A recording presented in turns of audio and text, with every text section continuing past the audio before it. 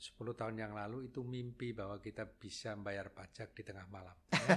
Iya kan? Betul Pak. Dan kita saya kira itu merupakan loncatan yang luar biasa dengan menggunakan manajemen information and technology. Wajib pajak sekarang bisa membayar pajaknya kapan saja, di mana saja, selama ada sambungan internet ya.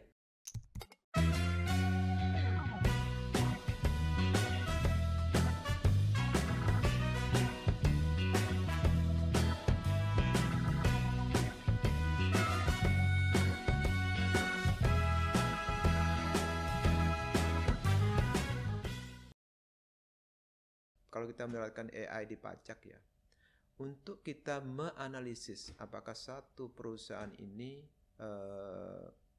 punya potensi fraud gitu ya, AI bisa melakukan itu. Ya. Di treasury juga sama. Ya. Jadi artinya bahwa konsepsinya sama, tetap maker checker approval tadi, tapi bagaimana kita mengimplementasinya adalah berbeda. Iya. Ini pentingnya di banyak pihak tadi ya, tadi antara Bapak nyampaikan antara milenial dan kolonial tadi ya, harus ada saling mendekatin Pak. Dalam artian bahwa kita yang sudah tua ya harus juga memahami itu, kalau enggak kita sebagai yang menghambat. Saya bisa mengatakan begini ya, ini saya kadang-kadang ekstremis ya Pak Maranto ya. Ini akan ada masa yang hilang kalau kita yang kolonial itu tidak berusaha mendekati yang sana. Masa hilang di mana tadi kita harus cepat menyambut tadi ya perubahan digital, karena digitalisasi, kita harus karena ada climate change, karena ada benefit demografi yang hilang itu. Kalau nanti ini kita tidak cepat, yang kolonial itu tidak berusaha untuk mendekat ke yang milenial, nanti akan ada suatu masa yang hilang yang harusnya tidak terjadi. Betul. Ini yang saya berpikirnya saya dulu waktu kuliah kan basis saya kan intergenerational transfer Pak. Jadi ini yang harus kita pendekkan Pak ya, time-nya sehingga sangat dibutuhkan oleh kesadaran bersama. Yang milenial juga harus memahami yang kolonial tadi. Yang kolonial juga harus bukan saya ini pejabat gitu ya. Anda sudah juga ke bawah ke sana. Betul. Jadi kekosongan waktunya bisa dikurangi, dipersingkat Pak. Ini yang memang perlu kedewasaan semuanya itu, semua pihak. Kedewasaan semua pihak. Dan kalau ada negatif externalities karena itu ya kita pahami bersama. Karena saya ingat sekali Pak, pada waktu kita mulai SPAN MPN itu selalu dikatakan bagaimana dengan Indonesia Timur yang belum ada IT. Saya bilang selalu pada waktu itu, itu hanya 30% dari 100% wilayah Indonesia. Kalau kita men-treat yang 30% itu dan menyamakan 7% itu, kita akan rugi. Yang 30% itu harusnya kita treat yang berbeda. Sistem harus bisa mengakomodasi daerah yang tidak ada internetnya. Ini cara berpikirnya harus kita balik gitu. Ya. Ini yang memang perlu tadi ya, perlu pemahaman bersama, persepsi sama ya. Ditanggung bersama. Betul, tanggung gitu bersama. Artinya bahwa tadi Bapak sampaikan tadi, suatu konsep change management itu termasuk kita harus menghandle negatif externalities yang betul. Karena ingat pada waktu perbedaan kan waktu itu, karena kita sudah membayangkan nanti akan banyak layoff, kita sudah mengusulkan golden second pada waktu itu ya. Dan jabatan fungsional kita kembangkan. Betul, kita kembangkan pada waktu itu ya. Saya kalau melihat perbedaan itu sangat dinamis. Sudah berpikir jauh sekali. Kita belum mulai. Jadi ini Pak, jadi memang menarik ya, menarik dalam artian dan sekarang pemikiran seperti semakin cepat gitu, semakin cepat. Saya kalau melihat AI ini Pak Marmanto ya,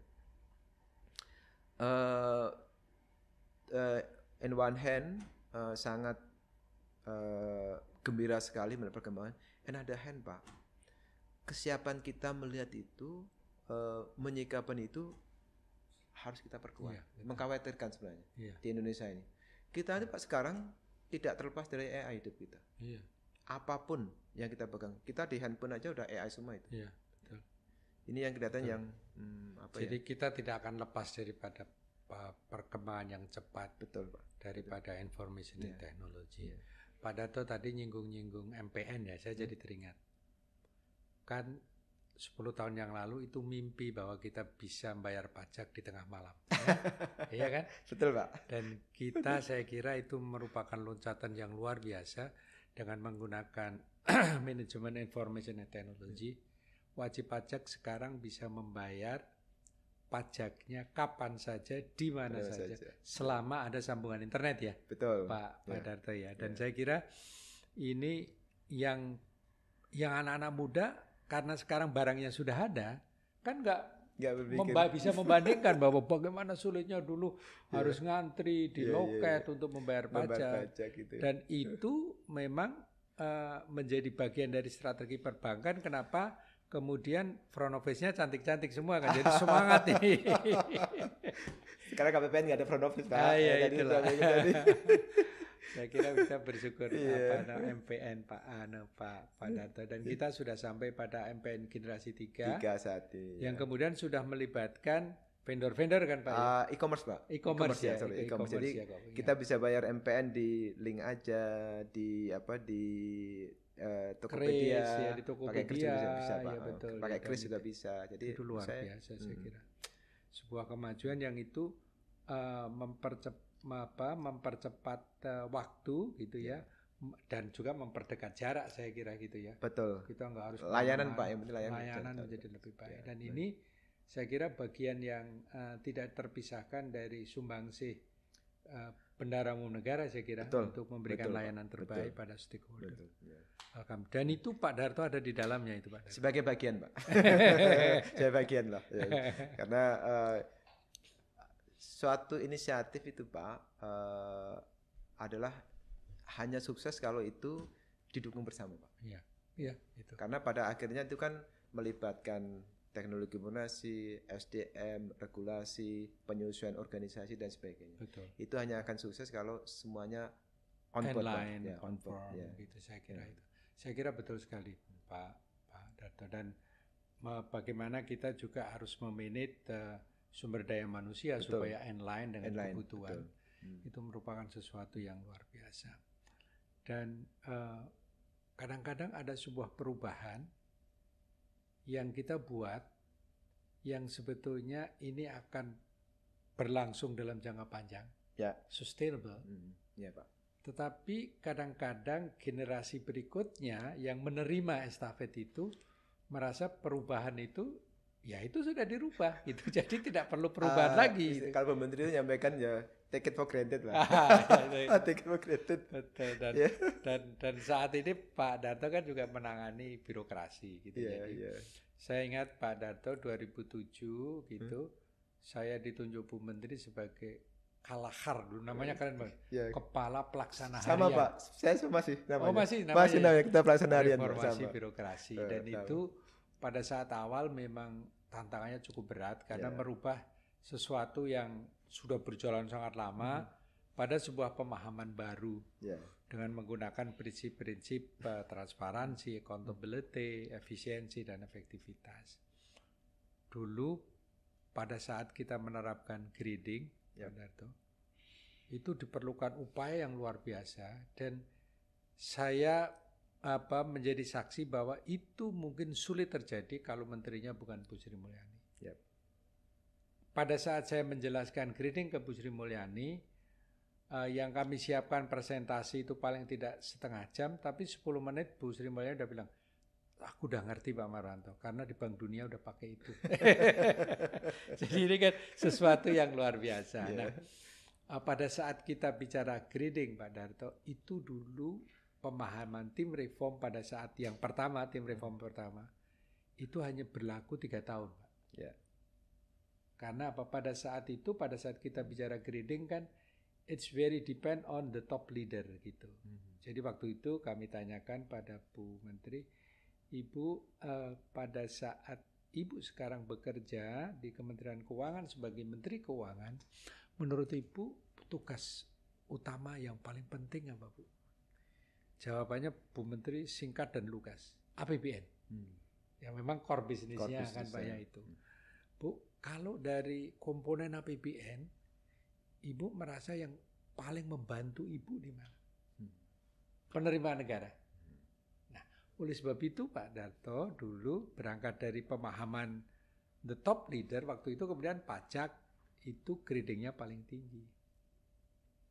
Ya. Nah, mungkin ada baiknya sekarang bertanya lagi nih sama tim Riva, bertanya lagi pada Bu Menteri.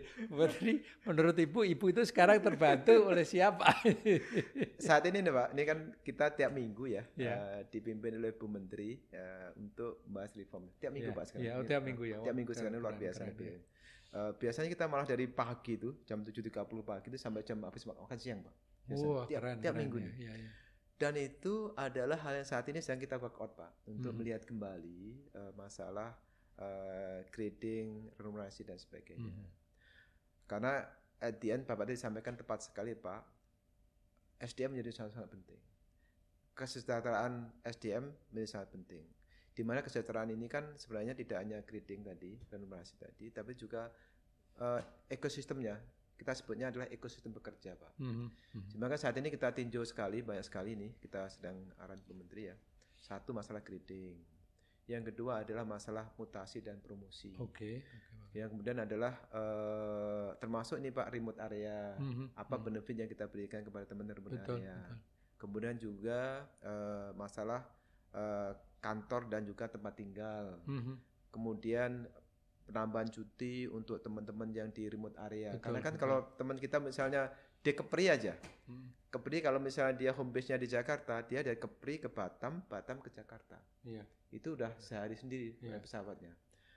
Baru Kepri, padahal belum di daerah Indonesia bagian timur itu, ya kan? Papua gitu ya, kemudian teman-teman yang kita di perbatasan Pak, teman bea cukai itu, misalnya di Jagoy Babang gitu kan, dia harus naik mobil Pak ke Pontianak sekitar 8 jam, ya kan? Kalau misalnya home base-nya, apalagi kalau home base-nya Jakarta sekali pesawat, kalau home base-nya di Medan kan harus berapa kali naik pesawat itu. Laut, darat. Ya, ini kan artinya memang itu mungkin berbeda dengan masa kita dulu. Oh, itu kan udah kewajibannya. Anda terima itu. Sekarang nggak bisa karena ekosistemnya udah berbeda, ya kan. Apalagi tadi anak milenial mengatakan, "Loh, ngapain sih saya tiap harus ke kantor? Saya ngeklik di rumah juga bisa." Ya kan. Jadi artinya ada sebagian pekerjaan kita yang saat ini tadi Pak perlu yang physical present tadi. Ada pekerjaan kita yang memang bisa kita kerjakan secara hybrid gitu. Ya. Ini yang saat ini kita, jadi Ensort saat ini kita lihat kembali ekosistem pekerjaan ini Pak Marwanto. Ya, mudah-mudahan nanti kita mendapatkan balancing yang baru. Ya, tidak semua fokusnya di grading aja, tapi lebih ke arah kesejahteraan pegawai. Bagaimana pegawai itu bisa sejahtera baik di kantor maupun dengan keluarganya tadi. Jadi bauran kebijakan tadi yang kita lihat. Saya kira sekali lagi kita beruntung punya Bu Sri Mulyani.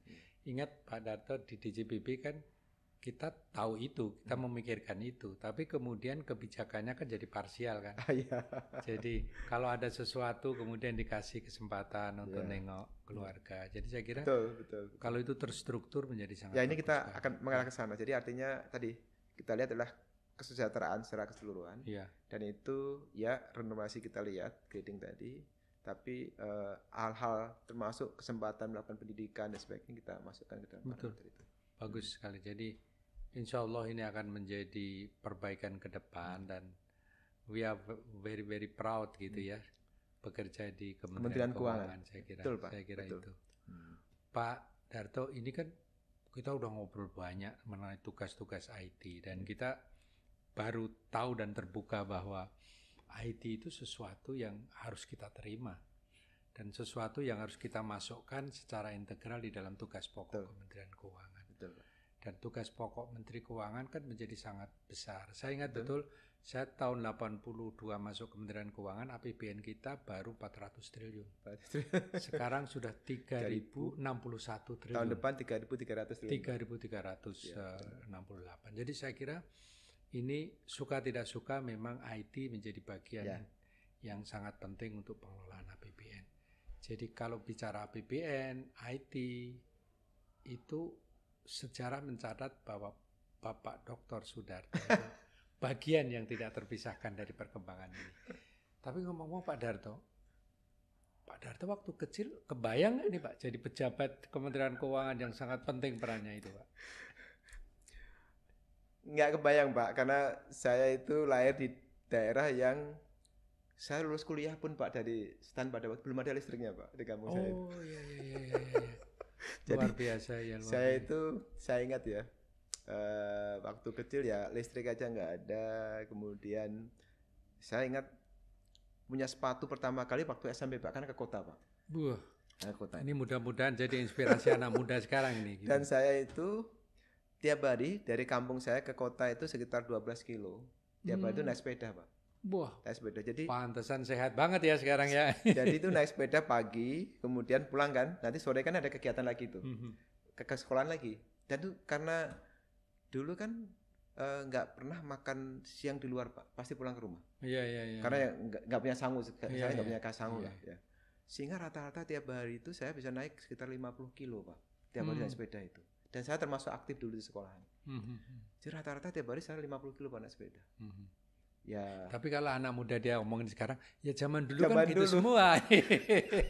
Tapi saya juga katakan begini Pak, itu di kampung saya orang itu seperti itu semuanya. Jadi bukan sesuatu yang aneh gitu. Bukan sesuatu yang aneh.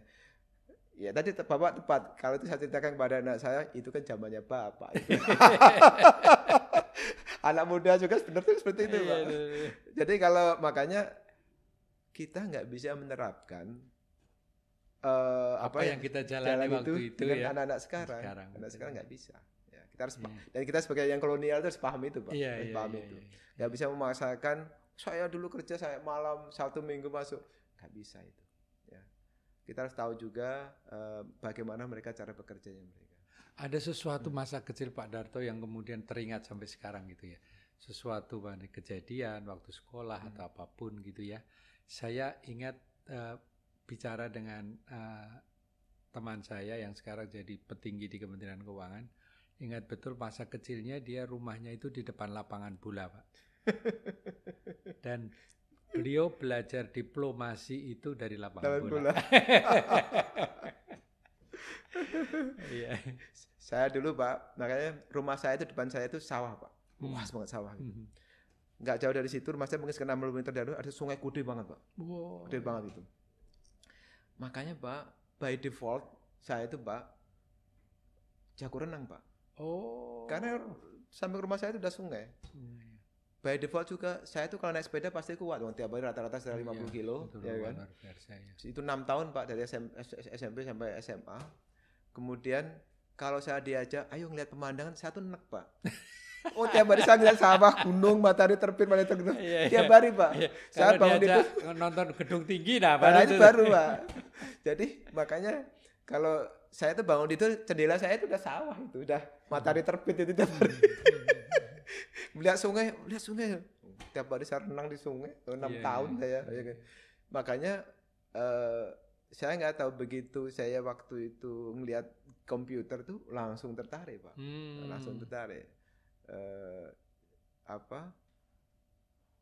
Zaman dulu kan belum ada PC, belum ada ya, masih mainframe dan sebagainya itu. Saya udah mulai belajar Pak tahun-tahun 90-an itu. Ya.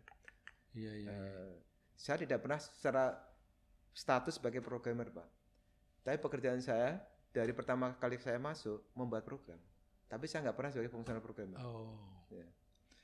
Itu mulai pertama itu kali. Gift itu pemberian dari Tuhan itu supaya Iya. Saya waktu kuliah pun Pak, semua tesis saya itu tidak terlepas dari programming Pak. Meskipun itu di ekonomi ya. Waktu di UI itu kan ada di konsep finance itu ada CAPM Pak, capital itu ya. Saya sudah membuat suatu bauran portfolio menggunakan optimisasi programming yang bagaimana pilihan portfolio yang paling optimal. Pada waktu saya ngambil S2, saya membuat satu programming untuk derivatif Pak, dari fixed income securities, kemudian ada bootstrapping ya istilahnya ya. Bagaimana kita membuat pilihan derivatif yang paling optimal. Pada waktu S3 Pak, itu malah full programming malahan. Meskipun di situ judulnya adalah Dynamic Computable General Equilibrium for Social Security in Indonesia itu. Isinya Pak itu sebenarnya keriting ya, matematika sama programming semua Pak. Jadi pada waktu saya pertama kali kerja Pak Maranto, saya yang pertama kali membuat aplikasi persuratan di Ditjen Anggaran zaman dulu. Meskipun saya bukan programmer itu. Iya. Waktu saya penempatan di Pontianak, saya melihat, saya sebagai ini ya staf di sana, kasubsi pada waktu di sana itu, kok saya pekerjaannya seperti ini gitu. Saya buat program kecil, yang biasanya itu sebelumnya ngerjain setengah hari Pak, saya ngerjain itu nggak nyampe 10 menit Pak. Sehingga saya lebih banyak main-main aja sebenarnya. Oh, Pak Darto pernah di daerah ya? Pernah, katanya Pak Darto itu terkenal orang yang tidak pernah ditempatkan di daerah. Saya dejurinya 4 tahun Pak di Pontianak. Dejurinya. Jadi dejuri saya 4 tahun, dari tahun 97 sampai 2001. Oh iya. Dejuri saya itu di Pontianak. Iya. Tapi karena tadi ya ada kemampuan programming tadi ya. Saya lebih banyak di Jakarta sebenarnya. Iya betul. Itu banyak sekali buat itu program yang ya waktu itu kan security kan nggak sebagus seperti saat ini. Mudah terserang virus dan sebagainya yang ya punya privilege untuk sering-sering dipanggil di Jakarta Pak. Wah itu luar biasa. Itu jadi kunci suksesnya gitu dah. Kuasailah sesuatu yang diperlukan oleh orang banyak.